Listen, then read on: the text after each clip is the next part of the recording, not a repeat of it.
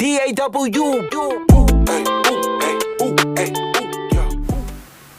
Assalamualaikum warahmatullahi wabarakatuh. Perkenalkan, saya Reza Dewa Prian dari D3 Teknologi Laboratorium Medis Poltekkes Kemenkes Bengkulu. Saya di sini akan menjelaskan tahapan pemeriksaan tuberkulosis atau TBC.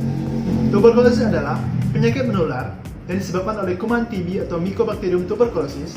Sebagian besar menyerang paru, tetapi juga dapat menyerang organ tubuh lainnya. Tuberkulosis adalah penyakit infeksius terutama menyerang parenkim paru. TB paru adalah suatu penyakit yang menular yang disebabkan oleh basil Mycobacterium tuberculosis yang merupakan salah satu penyakit saluran pernapasan bagian bawah. Sebagian besar bakteri Mycobacterium tuberculosis masuk ke dalam jaringan paru melalui airborne infection dan selanjutnya mengalami proses yang dikenal dengan fokus primer. Untuk menunjang pemeriksaan TB, ada 3 tahapan penting, yaitu pra-analitik, analitik, dan pasca-analitik. Untuk tahap pra-analitik adalah tahap mulai mempersiapkan pasien, pengambilan dan penanganan spesimen dahak, menerima spesimen dahak, dan memberi identitas spesimen. Untuk lebih jelasnya, mari kita lihat video berikut ini. Alur pelayanan pasien curiga TB. Pasien datang ke puskesmas dan melakukan pendaftaran. Pasien curiga TB didampingi untuk dilakukan pemeriksaan oleh tenaga kesehatan perawat.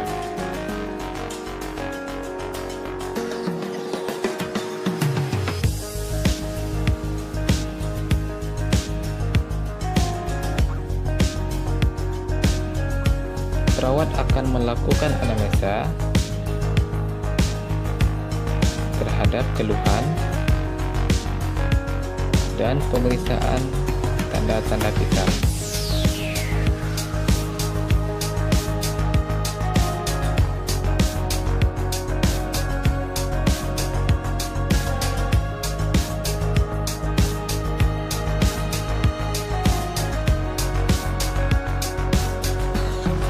Perawat menyerahkan pasien dan hasil pemeriksaan ke dokter.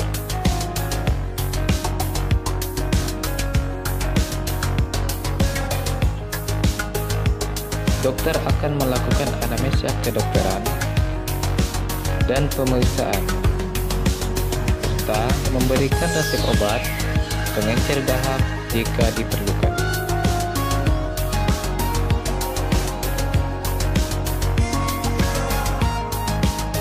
Pasien dikirim dokter ke ruang khusus pemeriksaan TB, didampingi oleh petugas kesehatan.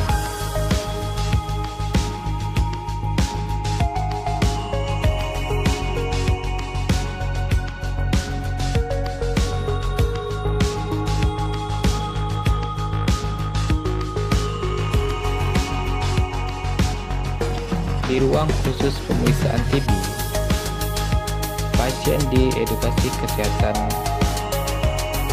tentang TB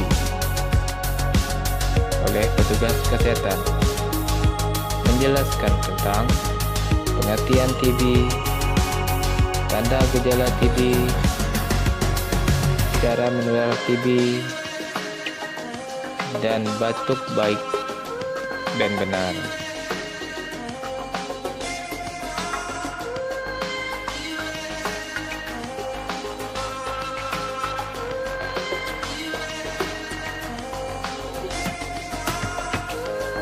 Petugas kesehatan akan mengajarkan cara mengeluarkan dahak yang benar untuk pemeriksaan lanjut. Petugas memberikan pot dahak untuk pemeriksaan lanjut. Pasien langsung diantar ke laboratorium oleh tenaga kesehatan.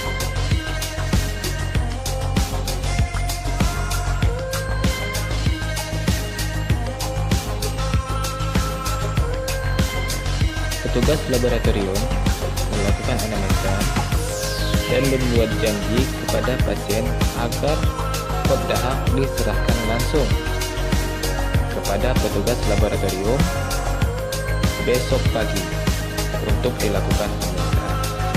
Hasil dari pemeriksaan dahak akan disampaikan langsung oleh petugas kesehatan melalui kunjungan rumah.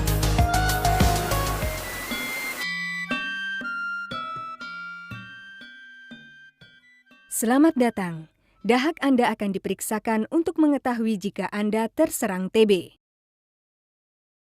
Jika Anda terserang TB, tidak perlu khawatir.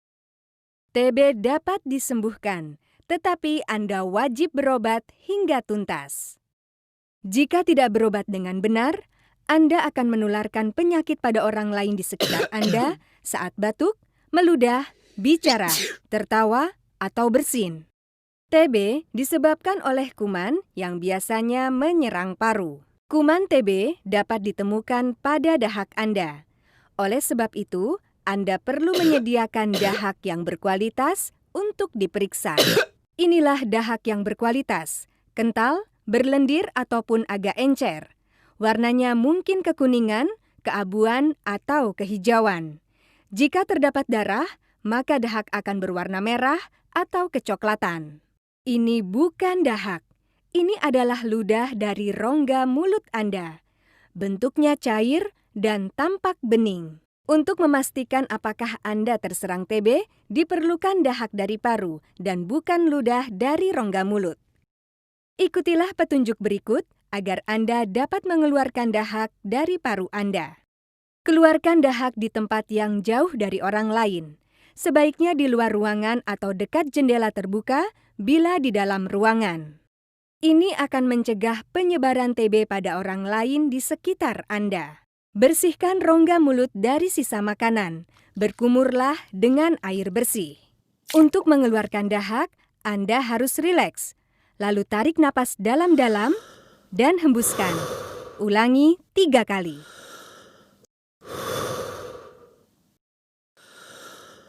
Setelah itu tarik lagi napas dalam-dalam dan segera batukkan agar dahak keluar dari bagian dalam paru Anda. Tampung dahak dalam pot yang disediakan. Hati-hati agar tidak ada dahak yang jatuh pada bagian luar pot dahak. Dahak yang dibatukan harus cukup banyak sehingga menutupi seluruh dasar pot dahak. Jika Anda tidak dapat membatukan cukup dahak dalam sekali waktu, cobalah lagi. Jika sudah cukup banyak dahak tertampung, pasang tutup pot dengan erat. Segera serahkan pot dahak yang sudah terisi untuk pemeriksaan. Mungkin Anda kesulitan mengeluarkan cukup banyak dahak, bahkan setelah berkali-kali mencoba. Jika ini terjadi, Anda dapat mencoba mengeluarkan dahak lagi di rumah.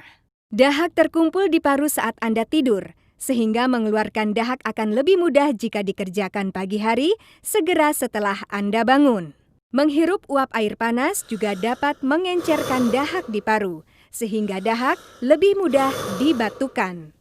Dimanapun Anda berada, cara mengeluarkan dahak sama saja. Rileks, tarik napas dalam-dalam lalu hembuskan.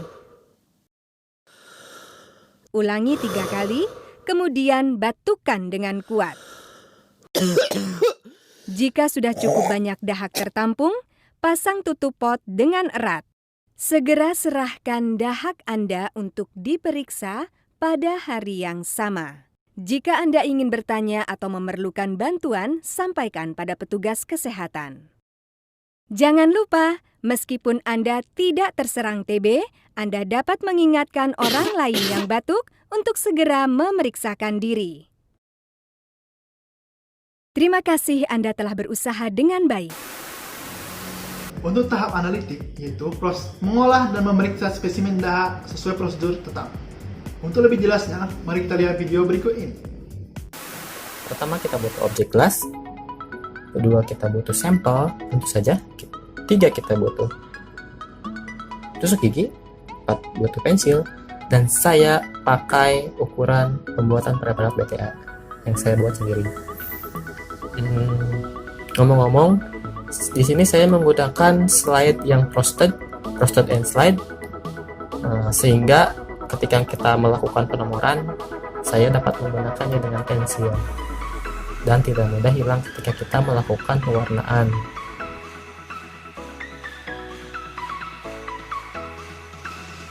Di sini saya melakukan pembuatan preparat BTA dalam biological safety cabinet. Nah, jika kalian menggunakan Biological Septic Cabinet, itu lebih baik karena dia mempunyai sirkulasi udara yang mengurangi kontaminasi. Baik. Kita cukup mengambil sputum di sini kira-kira sebesar kacang hijau, sebesar 1 butir kacang hijau. Itu udah cukup untuk melakukan pembuatan preparat BTA ini. Nah, segitu itu cukup.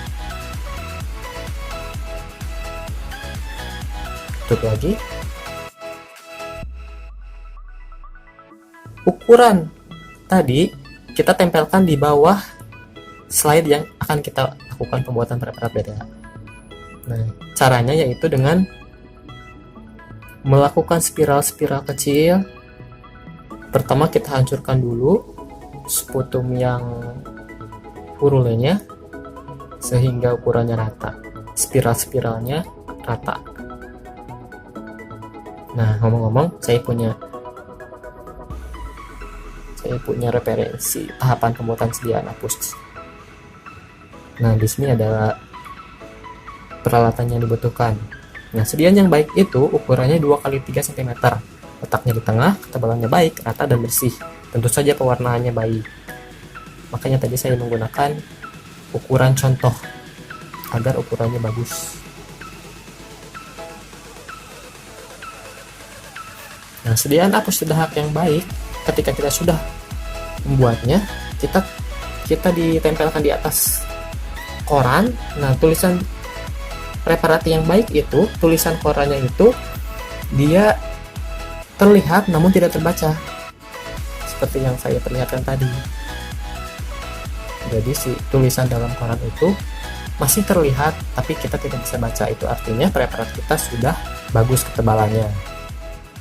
Nah, sudah jadi, kita langsung melakukan pewarnaan. Saya menggunakan metode Jill Nelson.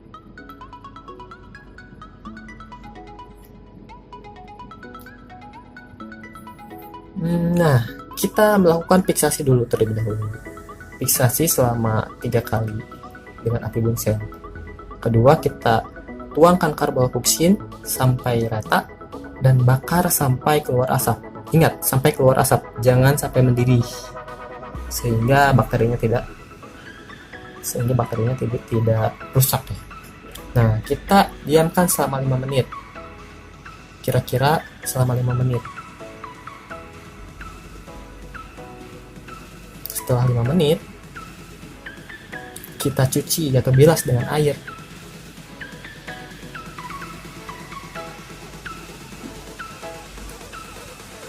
Setelah itu, kita berikan asam alkohol 3%, sehingga warna karbofuksinnya itu hilang. Nah, kita tunggu sampai karbofuksin menghilang. Bila belum menghilang, tambahkan lagi saja.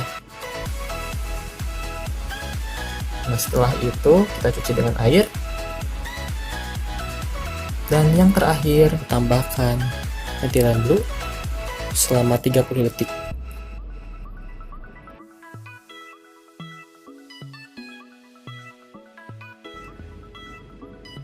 Nah, kemudian itu cuci lagi dengan air dan preparat pun sudah jadi. Nah, tahap pasca analitik adalah tahap mulai dari mencatat hasil pemeriksaan, interpretasi hasil, pensterilan alat-alat sampai dengan pelaporan. Ini adalah kualitas pewarnaan Johnson yang baik.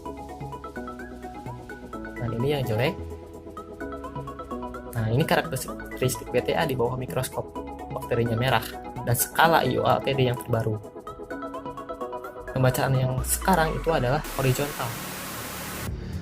Mungkin itulah yang dapat saya sampaikan. Lebih dan kurang saya mohon maaf. Wassalamualaikum warahmatullahi wabarakatuh.